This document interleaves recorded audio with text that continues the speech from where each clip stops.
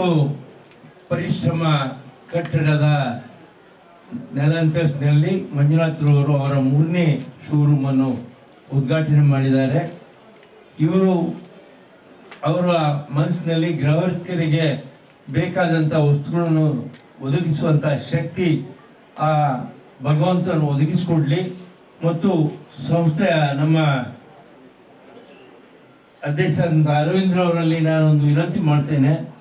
ಇಲ್ಲಿ ಯಾರು ತಮಗೆ ಬೇಕಾದಂಥ ಮನೆಯ ಖರೀದಿಯನ್ನು ವಸ್ತುಗಳನ್ನು ಖರೀದಿ ಮಾಡ್ತಾರೋ ಅವರಿಗೆ ಸಾಲದ ವ್ಯವಸ್ಥೆಯನ್ನು ನೀವು ಮಾಡಬೇಕು. ಯಾಕಂತ ಹೇಳಿದರೆ ಜನರು ಪಡ್ಕೊಂಡಂಥ ಹಣವನ್ನು ಸಾಲವನ್ನು